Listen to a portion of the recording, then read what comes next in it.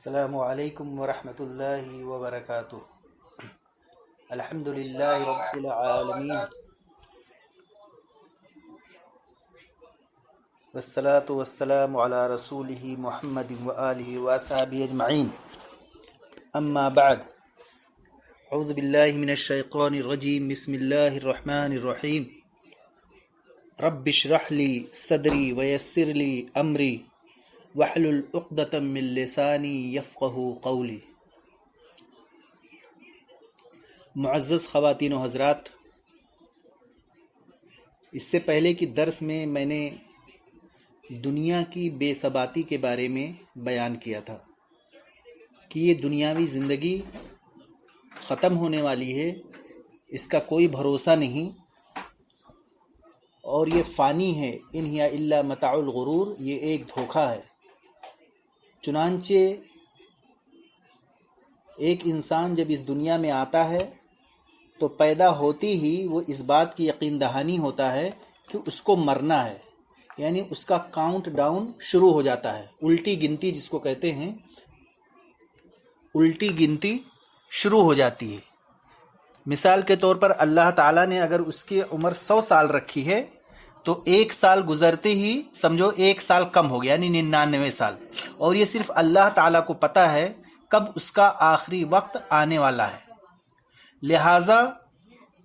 ہر شخص کو، خواہ اس کی عمر کچھ بھی ہو، 10 سال ہو، 15 سال ہو، 20 سال ہو، 35 سال ہو، 50 ہو، ہمیشہ جو ہے موت کے لیے تیار رہنا چاہیے۔ یہ نہیں کہ آج ہم جوان ہیں تو ہم کو بڑھاپا آئے گا تب مریں گے، ہرگز نہیں۔ اس لیے کہ ہم اپنے سامنے دیکھ رہے ہیں لوگ 30 سال، 35 سال اور لمحوں میں اللہ تعالیٰ کو پیارے ہو جا رہے ہیں۔ تو آج ہم اسی موت پہ بیان ہوگا، اور اس کے بعد مرنے کے بعد ہم کس طرح سے مردے کو ثواب پہنچا سکتے ہیں، اس کے بارے میں تھوڑا ہم بیان کریں گے۔ تو اس بات پر یقین رکھنا ضروری ہے، اور ہر آدمی جانتا ہے یہ بات، چاہے وہ مسلم ہو یا غیر مسلم، کہ موت کبھی نہ کبھی آنے والی، ہم اپنے سامنے دیکھتے ہیں لیکن ہم یاد نہیں کرتے۔ تو موت ایک اٹل حقیقت ہے، اس سے کسی کو مفر نہیں ہے، اور یہ وہ قانون الہی ہے جس میں کسی کا کوئی اختلاف نہیں۔ روئے زمین پر بسنے والے تمام مخلوقات، چاہے وہ انبیاء ہوں، اولیاء ہوں، بادشاہ ہوں، فقیر ہوں، مالدار ہوں، عالم ہوں، جاہل ہوں، پاگل، عاقل، مرد، عورت، چھوٹے بڑے، ہر ایک کو موت کا جام پینا ہے، سب کو فنا کے گھاٹ اترنا ہے، اور اس سے کسی کو رستگاری نہیں۔ روئے زمین پر کوئی بھی شخص ایسا بھی نہیں ہے جو موت سے نہ ڈرتا ہو، اور جب وہ اس لفظ کو سنتا ہے تو اس کے حواس باختہ ہو جاتے ہیں، اس کے بدن میں خوف اور ڈر طاری ہو جاتا ہے، اور جب وہ کسی نوجوان آدمی کے انتقال کو جب خبر سنتا ہے تو اس کا جسم اور زیادہ لرز جاتا ہے۔ اللہ تعالیٰ نے سورہ جمعہ میں ارشاد فرمایا، قل ان الموت الذی تفرون منہ فانہ ملاقیکم، سورہ جمعہ آیت نمبر 8۔ اے نبی، آپ کہہ دیجئے کہ جس سے تم راہ فرار اختیار کرتے ہو، جس سے تم بھاگ رہے ہو، وہ تم سے، یعنی موت تم سے ضرور آ کر ملے گی۔ سورہ نساء آیت نمبر 78 میں اللہ تعالیٰ نے ارشاد فرمایا، اینما تکونوا یدرککم الموت ولو کنتم فی بروج مشیدہ، تم جہاں کہیں بھی رہو، چاہے محلوں میں رہو، جھوپڑی میں رہو، تم کو موت آ کر کے پکڑے گی، خواہ تم کتنی ہی مضبوط قلعے میں رہو۔ اسی طرح سے سورہ انبیاء آیت نمبر 35 میں اللہ تعالیٰ ارشاد فرماتا ہے، کل نفس ذائقۃ الموت، ہر جاندار کو موت کا مزہ چکھنا ہے۔ اللہ تعالیٰ نے کسی بھی چیز کو بیکار نہیں پیدا کیا، چنانچہ جب موت آتی ہے تو اس میں بھی اللہ تعالیٰ کی حکمت ہے، اور یہ ہمارے لیے عبرت کا سامان ہے، اور ہمارے لیے اللہ کی طرف سے آزمائش اور امتحان ہے۔ سورہ ملک آیت نمبر 2 میں اللہ تعالیٰ نے ارشاد فرمایا، الذی خلق الموت والحیات لیبلوکم ایکم احسن عملا وہو العزیز الغفور، وہ اللہ ہی تعالیٰ ہے جس نے موت اور زندگی کو پیدا کیا تاکہ تم کو آزمائے کہ تم میں سے بہترین عمل کون کرتا ہے۔ یعنی موت اور زندگی کے پیدا کرنے کا مقصد اللہ تعالیٰ ہمارے عمل کا امتحان لے رہا ہے کہ کون بہترین عمل کرتا ہے، کون نیک عمل کرتا ہے، اور اللہ تعالیٰ بہت غالب ہے اور معاف کرنے والا ہے۔ چنانچہ ہر شخص کے لیے اللہ کی طرف سے موت کا وقت متعین ہے۔ سورہ آل عمران آیت نمبر 125 میں اللہ تعالیٰ ارشاد فرماتا ہے وَمَا كَانَ لِنَفْسٍ أَن تَمُوتَ إِلَّا بِإِذْنِ اللَّهِ كِتَابًا مُؤَجَّلًا، اور اللہ کے حکم اور فیصلہ کے بغیر کوئی بھی انسان مر نہیں سکتا ہے، یعنی اللہ تعالیٰ کی اذن ہوتی ہے اور اس کے لیے وقت متعین ہوتا ہے۔ سورہ اعراف آیت نمبر 36 میں اللہ تعالیٰ ارشاد فرماتا ہے وَلِكُلِّ أُمَّةٍ أَجَلٌ فَإِذَا جَاءَ أَجَلُهُمْ لَا يَسْتَأْخِرُونَ سَاعَةً وَلَا يَسْتَقْدِمُونَ، ہر امت کے لیے، ہر قوم کے لیے، ہر شخص کے لیے موت کا ایک وقت مقرر ہے، اور جب ان کا وقت آ جاتا ہے تو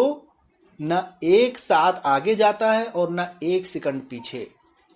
سورہ منافقون آیت نمبر 11 میں اللہ تعالیٰ ارشاد فرماتا ہے وَلَن يُؤَخِّرَ اللَّهُ نَفْسًا إِذَا جَاءَ أَجَلُهَا وَاللَّهُ خَبِيرٌ بِمَا تَعْمَلُونَ، اور جب کسی کا مقرر وقت آ جاتا ہے تو اسے اللہ تعالیٰ ہرگز مہلت نہیں دیتا، چنانچہ جو کچھ تم کرتے ہو اللہ تعالیٰ اس کو بخوبی جانتا ہے۔ لہٰذا ہر انسان کو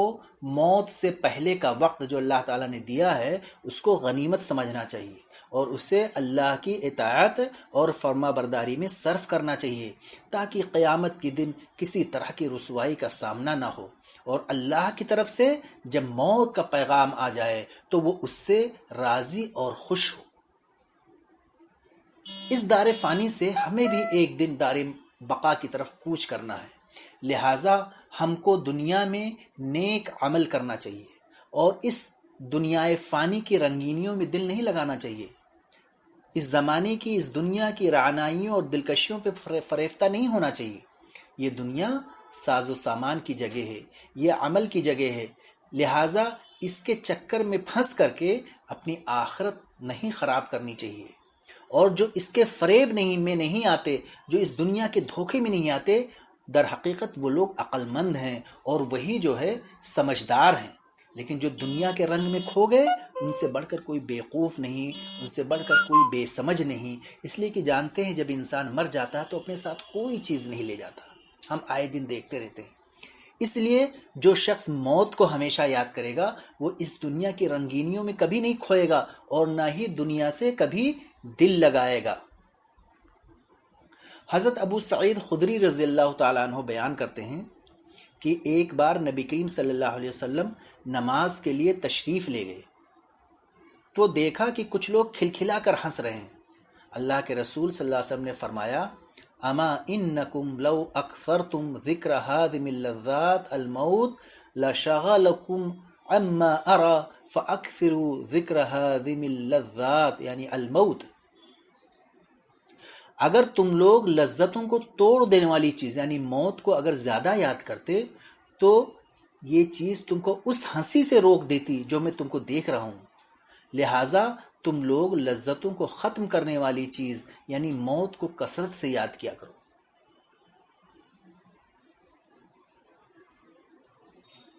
ایک انصاری اللہ کے رسول صلی اللہ علیہ وسلم کے پاس آیا اور سلام عرض کرنے کے بعد کہنے لگا اے اللہ کے رسول، مومنوں میں سب سے زیادہ عقل مند کون ہے؟ آپ نے فرمایا اکثرهم للموت ذکرا واحسنهم لما بعده استعدادا اولئک الاکیاس، سنن ابن ماجہ کی روایت ہے، یعنی سب سے زیادہ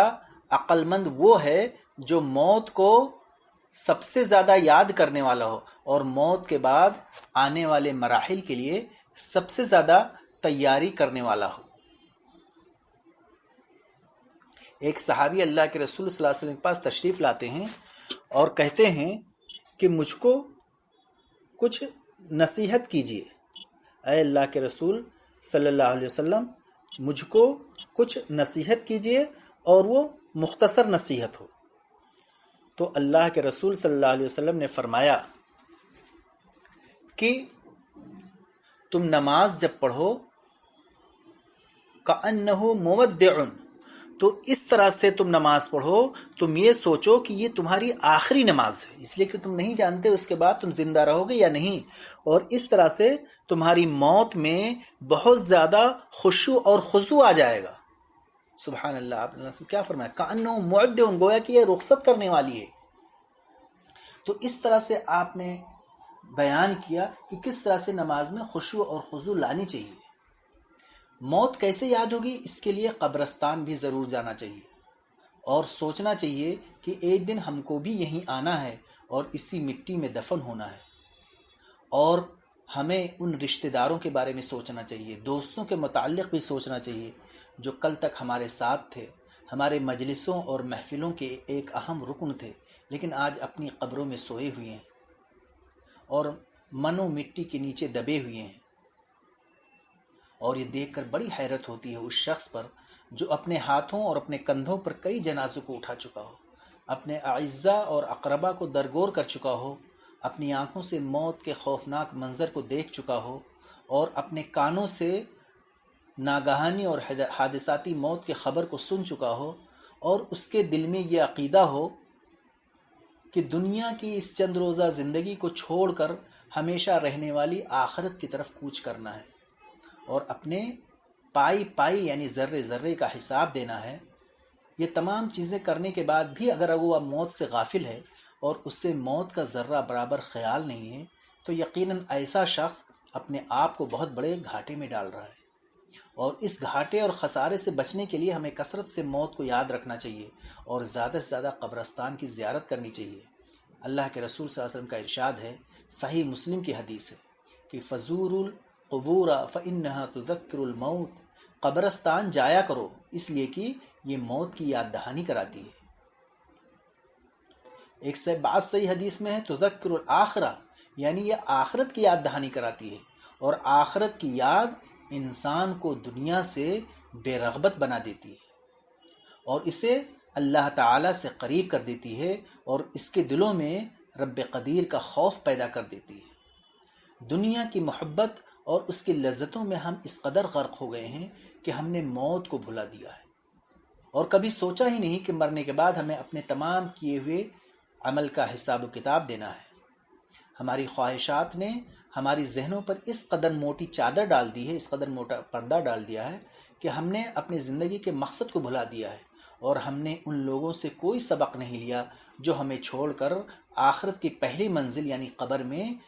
ہمیشہ کی نیند سو رہے ہیں. یاد رکھو، قبر جو ہے یہ آخرت کی پہلی منزل ہے. قبر آخرت کی پہلی منزل ہے. اگر یہ آسان ہو گئی تو بعد کی ساری منزلیں آسان ہوتی چلی جائیں گی، اور اگر یہ مشکل ہو گئی تو بعد کی منزلیں اور زیادہ کٹھن ہو جائیں گی. اور ہم ایسے پرخطر، ایسے خطرے والے سفر سے کیوں غافل ہیں؟ اس کی طرف ہماری توجہ کیوں نہیں جاتی ہے؟ موت کا تصور ہمیں کیوں نہیں جھنجھوڑتا ہے اور ہمارے وجود کو کیوں نہیں لرزا کرتا؟ موت کو یاد کر کے ہم خواب غفلت سے کیوں بیدار نہیں ہوتے؟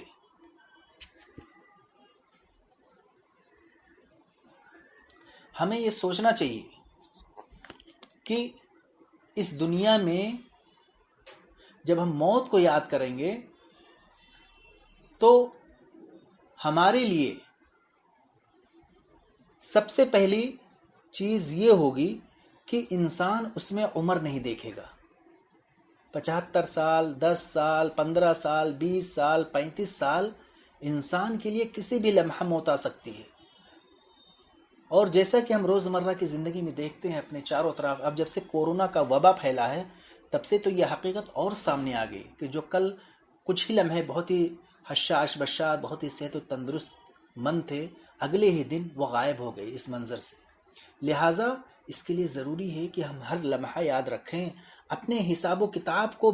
کلیئر رکھیں، اپنا لین دین، کسی سے معاملہ ہو، ہر چیز کو کلیئر رکھیں، ہر چیز کو اپنے اعزاء اقربا سے بتا کے رکھیں.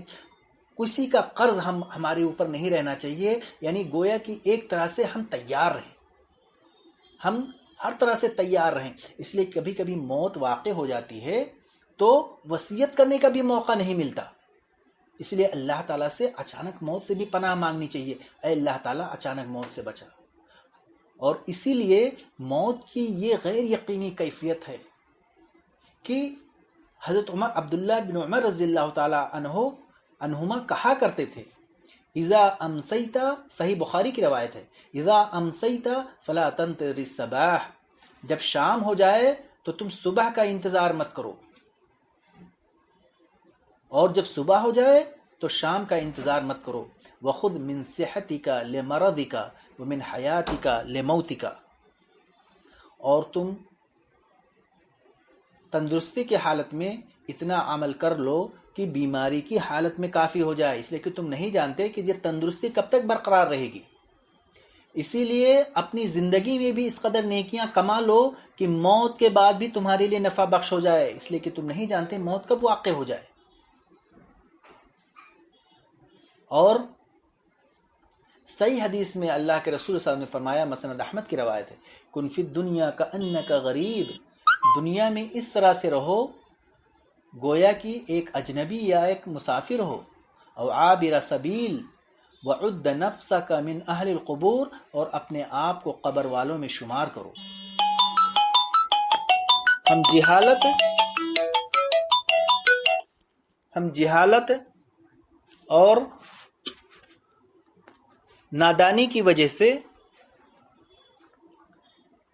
ہم موت کو نہیں یاد کر پا رہے ہیں، موت کو بھول بیٹھے ہیں، ہمارے قلب و جگر میں اس کا تصور ہی قریب قریب ختم ہو گیا ہے، جس کی وجہ سے پروردگار عالم کی مخالفت، اس کے احکام اور اوامر سے اعراض ہمارا شیوا اور مشغلہ بن گیا ہے۔ فجر کے وقت جب مؤذن حی علی الصلاۃ اور حی علی الفلاح کی ندا دیتا ہے، آواز دیتا ہے کہ آؤ نماز کی طرف، آؤ کامیابی کی طرف، تو ہم اپنے نرم اور گداز بستروں پر لیٹے رہتے ہیں، ہماری نیند ہی نہیں کھلتی ہے، اور نماز کے چھوڑنے کا ہمیں کوئی احساس ہی نہیں ہوتا۔ آپ سوچئے کتنے فقہا نے کہا ہے کہ جس نے جان بوجھ کر نماز چھوڑ دیا وہ کافر ہو جاتا ہے، وہ مسلمان ہی نہیں رہتا۔ من ترک الصلاۃ متعمدا فقد کفر، جس نے جان بوجھ کر کے نماز چھوڑ دیا تو اس نے کفر کیا، وہ اسلام سے خارج ہو جاتا ہے۔ لیکن ہم لوگ اذان ہوتی ہے اور ہم اپنے کاموں میں مشغول ہوتے ہیں، کچن کے کاموں میں کھانا پکاتے رہتے ہیں، بہت ساری چیزوں میں، جبکہ ہونا یہ چاہیے کہ جیسے ہی نماز کا وقت ہو فوراً ہم نماز کی طرف دوڑ پڑے۔ وَسَارِعُوا إِلَى مَغْفِرَةٍ مِّن رَبِّكُمْ، تم اپنے رب کے بخشش کی طرف دوڑ پڑو، جتنا ہم رش کرو، دوڑ پڑو، جتنا ہم دوڑیں گے اللہ تعالیٰ ہماری نیتوں کو دیکھتا ہے۔ یعنی اللہ تعالیٰ یہ دیکھتا ہے کہ جب مؤذن نماز کی طرف بلاتا ہے، اذان دیتا ہے، تو کیا یہ بندہ اپنی ساری مشغولیات کو چھوڑ کر کے وہ نماز کی طرف پلٹتا ہے کہ نہیں؟ یہ نیتیں جو ہیں اللہ تعالیٰ اس بنا پہ جو ہے ثواب دیتا ہے، اس بنا پہ اجر دیتا ہے۔ اس لیے کہا گیا قرآن مجید میں، اللہ تعالیٰ نے ارشاد فرمایا، لَيْسَ لِلْإِنسَانِ إِلَّا مَا سَعَى وَأَنَّ سَعْيَهُ سَوْفَ يُرَى، کہ انسان کے لیے نہیں ہے مگر وہ چیز جس کی اس نے کوشش کی، یعنی وہ جب وہ کوشش کرتا ہے تو اس کے لیے وہ چیز ہے، اور أَنَّ سَعْيَهُ سَوْفَ يُرَى، اور اس کی کوشش اللہ تعالیٰ دیکھتا ہے، یعنی اس کی کوشش کا بدلہ دیتا ہے، جتنا وہ کوشش کرتا ہے، نماز کی طرف بھاگتا ہے تو اس کوشش کا بدلہ دیتا ہے جتنا محنت کرتا ہے۔ سورہ عنکبوت آیت نمبر 69 یعنی 69 میں اللہ تعالیٰ نے ارشاد فرمایا، وَالَّذِينَ جَاهَدُوا فِينَا لَنَهْدِيَنَّهُمْ سُبُلَنَا وَإِنَّ اللَّهَ لَمَعَ الْمُحْسِنِينَ، جنہوں نے ہماری راہ میں کوشش کی تو ہم ضرور انہیں اپنے راستے دکھا دیں گے۔ تو یہاں کوشش کرنا بہت ضروری ہے، کوشش کر کے اللہ تعالیٰ سے توفیق اور مدد مانگنا، اور بے شک اللہ تعالیٰ نیکوں کے ساتھ ہے۔ تو کوشش کرنا بہت ضروری ہے، نیکی کی طرف چلنا۔ جس دن اللہ تعالیٰ کا حقیقی خوف ہمارے دل میں پیدا ہوگا، اور یہ خوف ہوگا کہ نماز اگر ہم چھوڑیں گے تو اللہ تعالیٰ اس کا سوال و جواب کرے گا، تو یقین مانیے ہماری کیفیت انشاءاللہ بالکل بدل جائے گی، ہمارے شب و روز اللہ کی یاد میں گزرنے لگیں گے۔ مومنین کا اوصاف بیان کرتے ہوئے اللہ تعالیٰ نے ارشاد فرمایا سورہ سجدہ میں، تتجافى جنوبهم عن المضاجع يدعون ربهم خوفا وطمعا، ان مومنین کے پہلو، ان مومنین کے جسم رات میں اپنے بستروں سے الگ تھلگ ہو جاتے ہیں، اور اپنے رب کو، اپنے اللہ کو خوف اور طمع کے ملے جلے جذبات سے پکارتے ہیں۔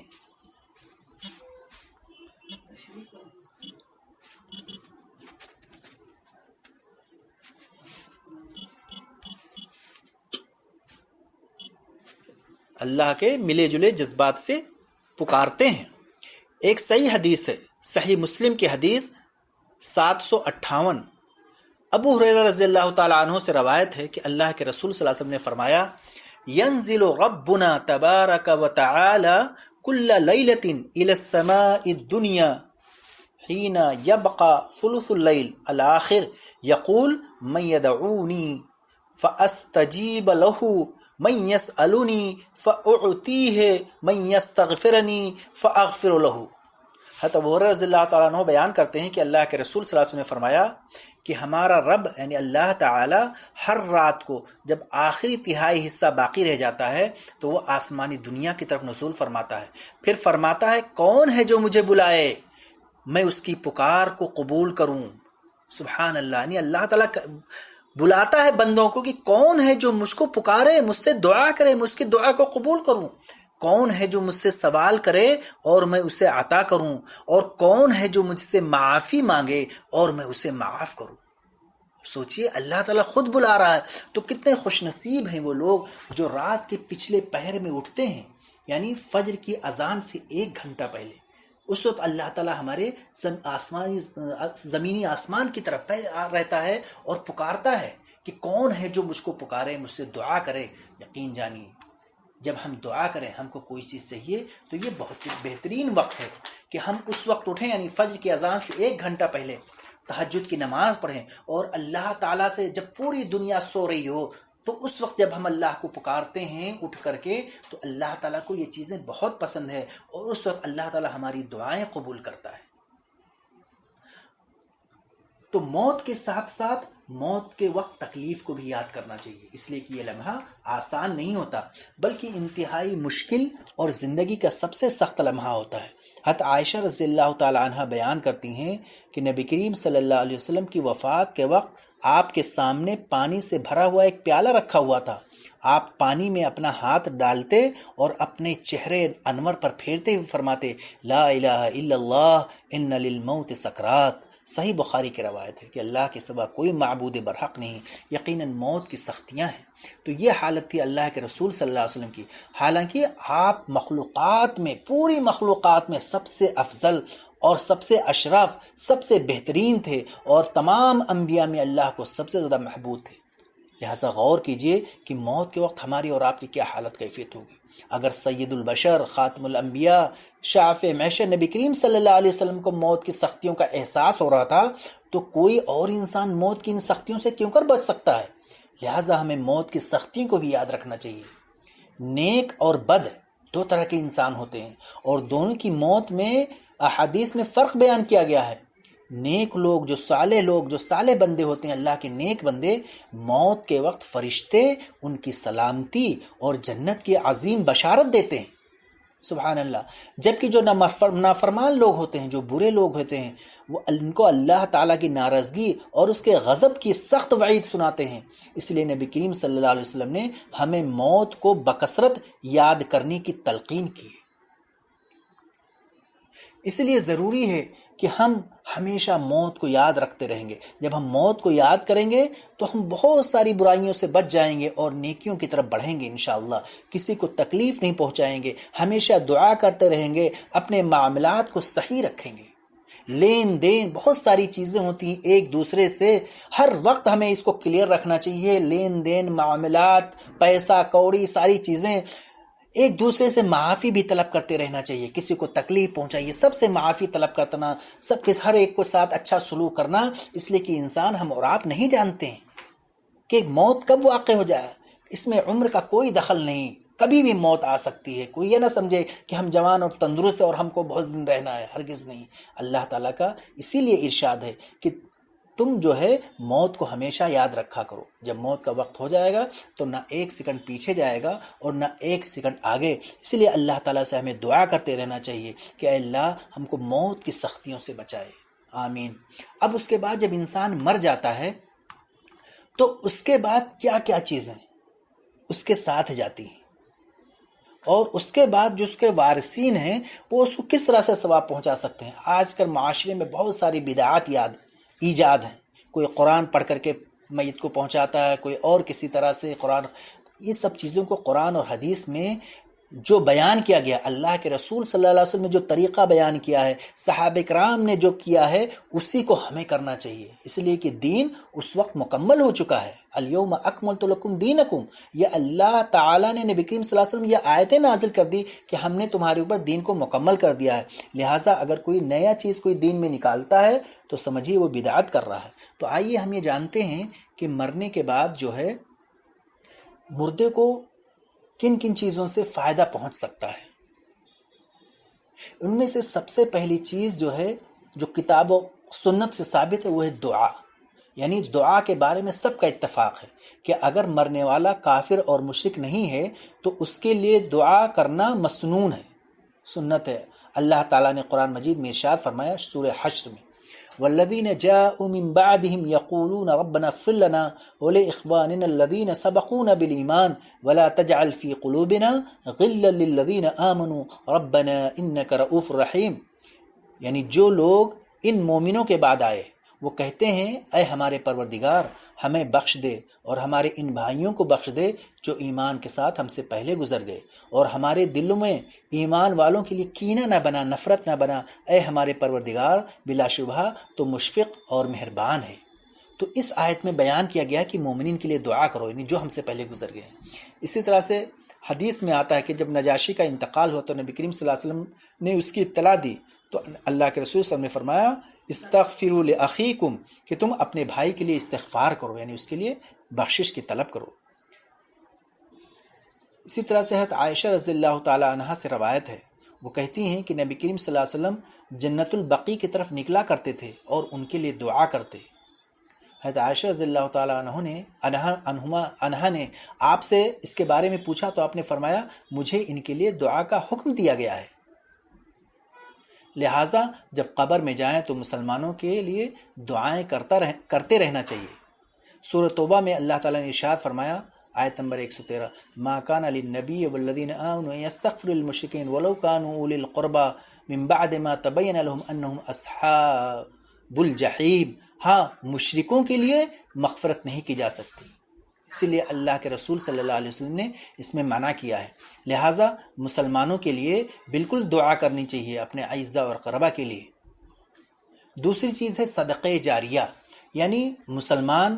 اپنی زندگی میں ایسا کام کر جائے کہ جس کا ثواب اور فائدہ اسے مرنے کے بعد بھی برابر ملتا رہے، اور اس کے جاری کردہ کام سے بھی بعد میں لوگ فائدہ اٹھاتے رہیں۔ اس کے بارے میں بہت ساری احادیث ہیں، خود اللہ تعالیٰ نے ارشاد فرمایا سورہ یاسین آیت نمبر 12، انا نحن نحیی الموتى ونکتب ما قدموا وآثارهم وکل شیء احصیناه فی امام مبین، کہ بلا شبہ ہم مردوں کو زندہ کریں گے۔ اللہ تعالیٰ کہہ رہا ہے کہ ہم مردوں کو زندہ کریں گے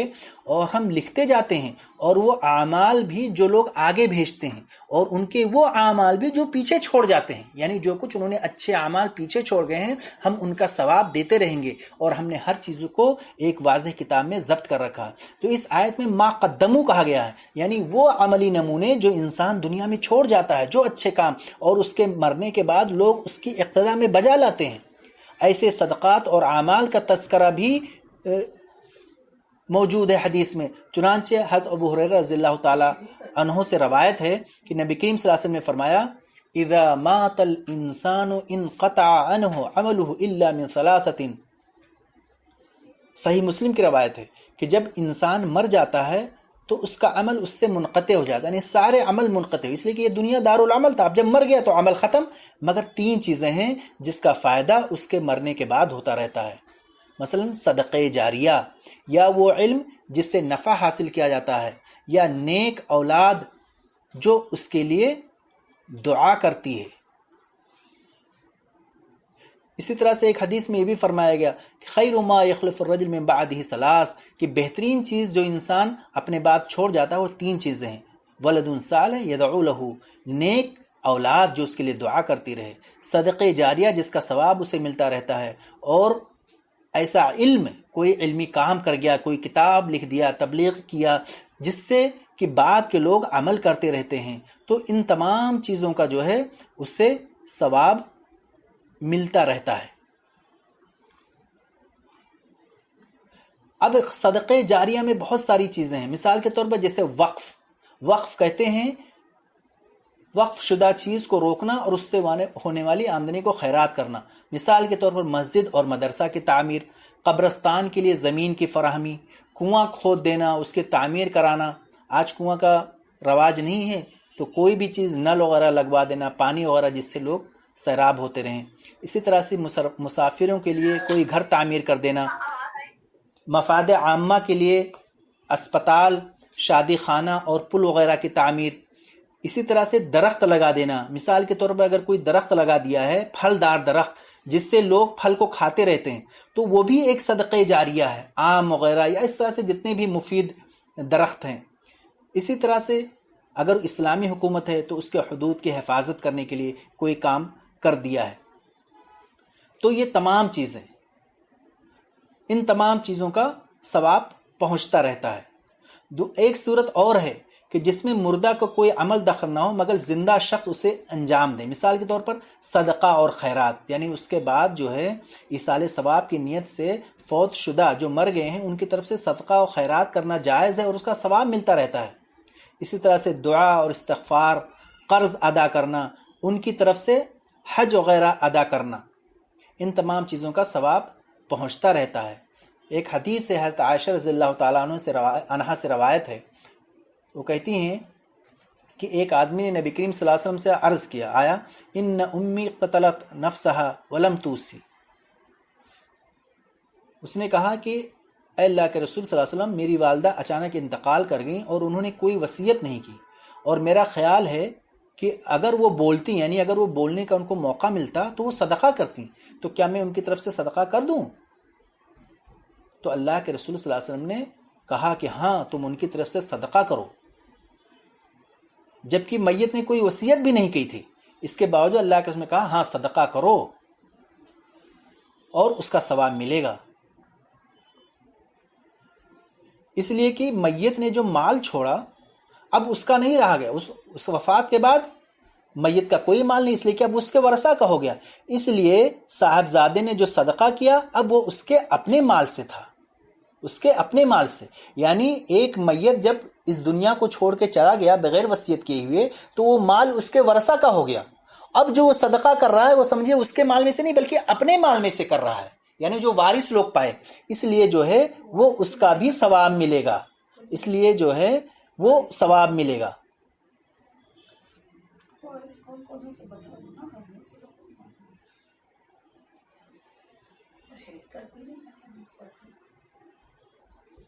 وارث کون کون ہوتے ہیں کسی کے مرنے کے بعد؟ اس کی ماں ہے، باپ ہیں، بیوی ہے، بچے ہیں، یہ تمام چیزیں جو ہے یہ پورا احادیث میں اس کا ذکر ہے، اس کا کبھی اور بیان کیا جائے گا کہ وارثین میں کون کون سے لوگ ہیں۔ پہلے باپ، ماں، ان سب کو دینے کے بعد جو کچھ بچتا ہے وہ سب بیٹوں کا ہو جاتا ہے۔ اسی طرح سے جب انسان مر جاتا ہے اگر اس نے کوئی وصیت کی ہے تو سب سے پہلے اس کی وصیت کو عمل میں لانا چاہیے، اور سب سے پہلے تو اگر کوئی قرض ہے تو اس کا قرض ادا کرنا چاہیے،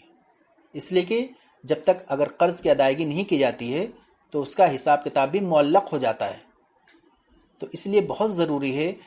ہر انسان کے لیے کہ وہ مقروض نہ رہے، جہاں تک ہو سکے اپنی زندگی میں قرض کو، پہلی بات تو کوشش کرے قرض لے ہی نہ، قرض لینے سے چاہے وہ کسی بینک کا ہو، کسی بھی چیز کا ہو، ہمیشہ انسان کو احتیاط کرنا چاہیے۔ ارے بھائی، اس دنیا میں ہر آدمی زندگی گزار رہا ہے، چاہے وہ امیر ہو، غریب ہو، ہر طرح کی زندگی گزر جاتی ہے، اور یہ دنیا فانی ہے، کتنے بھی عیش و آرام میں لے لو، اس دنیا کو چھوڑنا ہی ہے، تو قرض لینے کی کیا ضرورت ہے؟ اس لیے ہمیشہ کوشش کرنی چاہیے، خواتین کو بھی کوشش کرنی چاہیے کہ وہ اپنے شوہروں، اپنے باپ دادا کو کبھی ہمیشہ قرض سے منع کرتی رہیں، اس لیے کہ انہی کی وجہ سے انسان قرض لیتا ہے۔ تو ہمیشہ کوشش کرنی چاہیے کہ قرض سے بچے، اس لیے کہ انسان نہیں جانتا ہے کب اس کی موت واقع ہو جائے، اور اس کے وارثین پتہ نہیں قرض ادا کریں یا نہ کریں، نہیں جانتے، تو اس لیے قرض سے بچنا چاہیے۔ اور اگر کسی نے قرض لے لیا ہے بدرجہ مجبوری اور وہ قرض نہیں ادا کر سکا، انتقال ہو گیا، تو اس کے وارثین کی سب سے پہلی ذمہ داری ہے کہ وہ اس کی طرف سے قرض ادا کرے، پھر اس کے بعد جو مال بچے تو اگر وصیت کیا تو وصیت کو پورا کرے، پھر اس کے بعد جو ہے ورثہ کا حصہ لگائے۔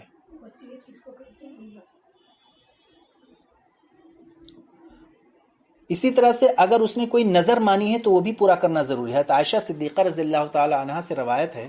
وہ کہتے ہیں کہ اللہ کے رسول صلی اللہ علیہ وسلم نے فرمایا من مات وعلیہ الصیام صام عنہ ولیہ، اگر کوئی شخص مر جائے اور اس کے ذمے روزے ہوں یہاں تک کہ، تو اس کے جانب سے اس کا ولی روزہ رکھے. ایک عبداللہ ابن عباس رضی اللہ تعالیٰ عنہ سے روایت ہے، وہ کہتے ہیں کہ ایک عورت اللہ کے رسول صلی اللہ علیہ وسلم کے پاس آئی اور اس نے کہا اے اللہ کے رسول ان امی ماتت وعلیہ صوم نذر فاصوم عنہا، کہ اللہ کے رسول صلی اللہ علیہ وسلم میری ماں کا انتقال ہو گیا اور اس کے ذمے نظر کے روزے ہیں، تو کیا میں اس کی طرف سے روزے رکھوں؟ آپ نے فرمایا یہ بتاؤ اگر کیا تیری ماں پر قرض ہوتا تو تم اسے ادا نہیں کرتے؟ کیا وہ اس کے قرض اس کی طرف سے ادا کیا جائے گا؟ اس نے کہا ہاں. آپ نے فرمایا تو اپنی ماں کی جانب سے روزے رکھو.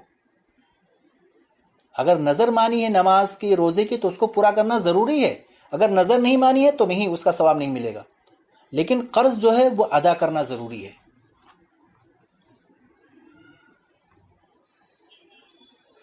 اب میت کی طرف سے قرض کی ادائیگی خواہ ولی کرے یا کوئی اور شخص، مثال کے طور پر جو وارث ہیں اگر وہ نہیں ادا کر رہے ہیں تو اگر کوئی دوسرا شخص بھی ادا کر دے تب بھی اس کے قرض کی ادائیگی ہو جائے گی، یعنی میت کو اس کا نفع ملے گا. سبحان اللہ. تو یہ بہت بڑی چیز ہے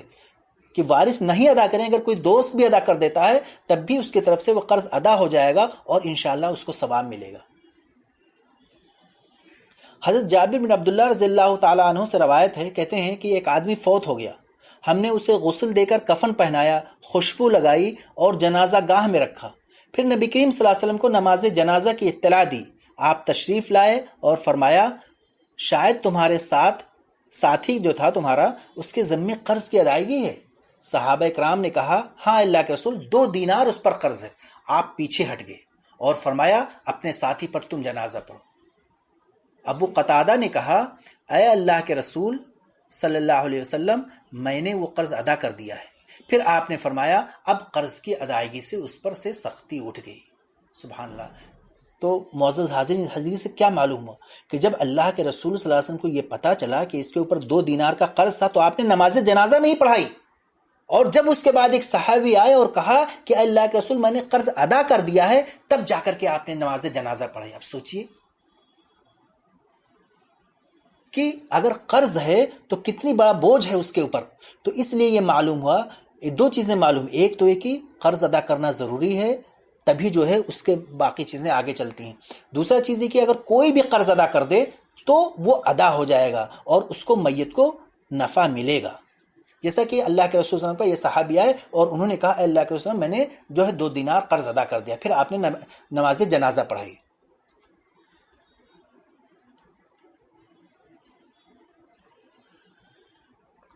اسی طرح سے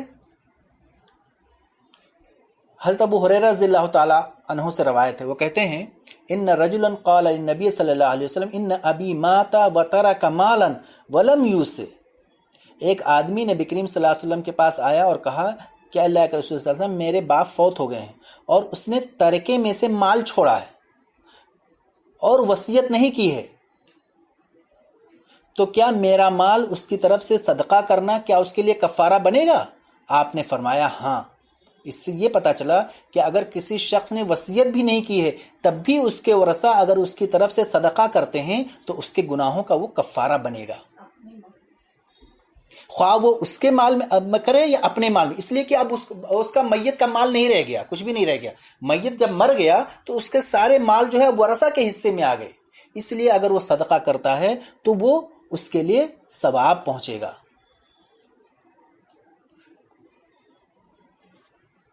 اسی طرح سے حضرت عبداللہ ابن عمر رضی اللہ تعالیٰ عنہ سے مروی ہے، وہ کہتے ہیں کہ عاص بن وائل ایک صحابی تھے، انہوں نے وصیت کی کہ ان کی طرف سے 100 غلام آزاد کیے جائیں. تو ان کے بیٹے ہشام نے 50 غلام آزاد کر دیے اور اس کے بیٹے عمر نے ارادہ کیا کہ باقی 50 غلام وہ آزاد کر دے. وہ نبی کریم صلی اللہ علیہ وسلم کے پاس آئے اور کہا اے اللہ کے رسول صلی اللہ علیہ وسلم میرے باپ نے 100 غلام آزاد کرنے کی وصیت کی تھی جن میں سے 50 غلام ہشام نے آزاد کر دیے، جبکہ 50 غلام آزاد کرنے باقی ہیں، تو کیا میں آزاد کر دوں؟ تو نبی کریم صلی اللہ علیہ وسلم نے فرمایا اگر وہ مسلمان ہوتا تو تم اس کی طرف سے غلام آزاد کرتے یا صدقہ کرتے یا حج کرتے تو اس کا اجر اس سے پہنچتا۔ تو ان احادیث سے معلوم ہوا کہ اولاد اگر والدین کی طرف سے صدقہ کریں، غلام آزاد کریں، تو انہیں نفع پہنچتا ہے، بشرطے کہ والدین جو ہے مسلم ہوں، توحید کا اقرار کیے ہوں۔ اسی طرح سے میت کی طرف سے حج کرنا، حضرت عبداللہ ابن عباس رضی اللہ تعالیٰ عنہ سے روایت ہے، وہ کہتے ہیں کہ جوہینہ قبیلے کی ایک عورت نبی کریم صلی اللہ علیہ وسلم کے پاس آئی، اس نے کہا کہ میری ماں نے حج کرنے کی نظر مانی تھی اور اس نے حج نہیں کیا یہاں تک کہ فوت ہو گئی، تو کیا میں اس کی طرف سے حج کروں؟ تو نبی کریم صلی اللہ علیہ وسلم نے فرمایا ہاں، تو اس کی طرف سے حج کرو۔ کیا تمہاری ماں پر اگر قرض ہوتا تو تم کیا اس کو ادا نہیں کرتی؟ اس لیے تم اللہ کا حق ادا کرو، اور اللہ وفا کا زیادہ حقدار ہے۔ تو اس حدیث سے معلوم ہوا کہ اگر میت کی طرف سے حج بھی کیا جائے تو اسے نفع پہنچتا ہے۔ باقی جو دیگر اعمال جو بدعت کیے جاتے ہیں، جیسے قول، تیجے، ساتویں، 40ویں، قرآن خوانی، یہ ایسے امور ہیں جن کا کوئی بھی ذکر کسی بھی صحیح حدیث میں موجود نہیں ہے۔ یہ صرف رسم اور روایات ہیں اور شریعت سے ان کا کوئی تعلق نہیں۔ اسی لیے کہا گیا کہ اگر کوئی شخص ایسا عمل کرے جو حدیث میں نہیں ہے تو وہ رد کر دیا جاتا ہے۔ جس شخص نے اللہ تعالیٰ کی اطاعت کا کوئی ایسا کام کیا، پھر اس کا ثواب کسی زندہ مردہ کو بخش دیا، تو اللہ تعالیٰ کی اطاعت کا ثواب اس کو نہیں پہنچے گا۔ جیسا کہ قرآن میں ہے کہ انسان کے لیے وہی چیز ہے جس نے اس کی کوشش کی۔ اسی طرح سے قرآن خوانی کرنا، قرآن پڑھ کے جو لوگ بخش دیتے ہیں، وہ قرآن پڑھنے والے کو تو ثواب ملے گا اور سننے والے کو، دو لوگوں کو، لیکن اور کسی تیسرے کو ثواب نہیں ملے گا۔ اس لیے یہ سب چیزیں بہت ہی بدعت ہیں۔ ہم کو مردوں کی طرف سے صدقہ و خیرات کرتے رہنا چاہیے، ان کے لیے دعائیں کرنی چاہیے، ان کے لیے ہمیشہ دعائیں کرنی چاہیے، اور جو مر گئے ہیں ان کا کبھی کبھی برائی کے ساتھ جو ہے وہ ذکر نہیں کرنا چاہیے، ان کے ساتھ ہمیشہ مردوں کے ساتھ ذکر خیر کرنا چاہیے۔ کٹ ہو گیا جی، کٹ ہو گیا، 40 منٹ ہو گیا نا، پھر فون کر دیجیے، پھر سے جوائن کرو۔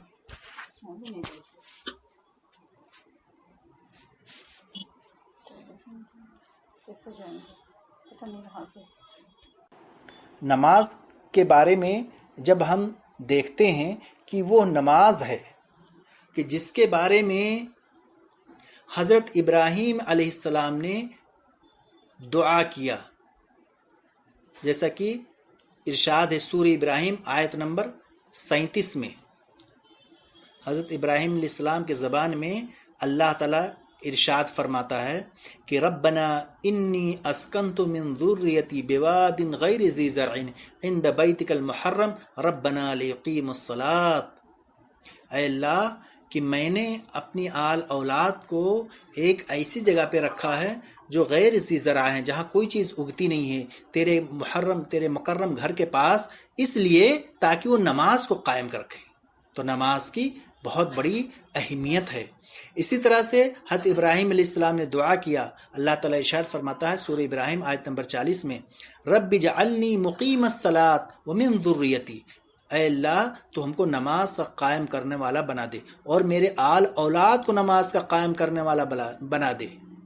اسی طرح سے سورہ مریم آیت نمبر 55 میں اللہ تعالیٰ ارشاد فرماتا ہے وَاذْكُرْ فِي الْكِتَابِ إِسْمَاعِيلَ إِنَّهُ كَانَ صَادِقَ الْوَعْدِ وَكَانَ رَسُولًا نَبِيًّا وَكَانَ يَأْمُرُ أَهْلَهُ بِالصَّلَاةِ وَالزَّكَاةِ، کہ تم یاد کرو اسماعیل علیہ السلام کو، وہ اپنے وعدے کے سچے تھے، اور ان کی خوبی یہ بیان کی کہ وہ اپنے گھر والوں کو نماز اور زکوٰۃ کا حکم دیتے تھے۔ اس طرح سے سورہ مریم آیت نمبر 31 میں اللہ تعالیٰ ارشاد فرماتا ہے کہ مریم علیہ السلام کہتی تھی وَجَعَلَنِي مُبَارَكًا أَيْنَمَا كُنْتُ وَأَوْصَانِي بِالصَّلَاةِ وَالزَّكَاةِ مَا دُمْتُ حَيًّا، کہ اللہ تعالیٰ نے مجھ کو مبارک بنایا اور مجھ کو وصیت کیا نماز کا اور زکوٰۃ کا جب تک میں زندہ رہوں۔ اسی طرح سے سورہ لقمان آیت نمبر 17 میں اللہ تعالیٰ ارشاد فرماتا ہے کہ حضرت لقمان علیہ السلام اپنے بیٹے کو وصیت کرتے تھے، کیا یا بنی اقم الصلاۃ وامر بالمعروف، اے میرے بیٹے تم نماز کو قائم کرو۔ بہرحال جتنے لوگ تھے سب لوگوں نے نماز کا حکم دیا، اس لیے ہم کو نماز کی اہمیت مسلم رکھنی چاہیے، نماز کو اول وقت میں ادا کرنا چاہیے، اور جیسی اذان ہو ہم اللہ تعالیٰ کے سامنے سجدہ ریز ہو جائیں، اور یہ اللہ تعالیٰ کو بہت زیادہ پسند ہے۔ اب انہی باتوں کے ساتھ ہم اپنی اس تقریر کا اختتام کرتے ہیں اور اللہ تعالیٰ سے دعا کرتے ہیں کہ اے اللہ تو ہم جب تک زندہ رکھ، ایمان پہ اسلام پہ زندہ، اور جب ہماری وفات ہو تو ایمان پر ہو۔ وآخر دعوانا ان الحمد للہ رب العالمین، والسلام علیکم ورحمۃ اللہ وبرکاتہ۔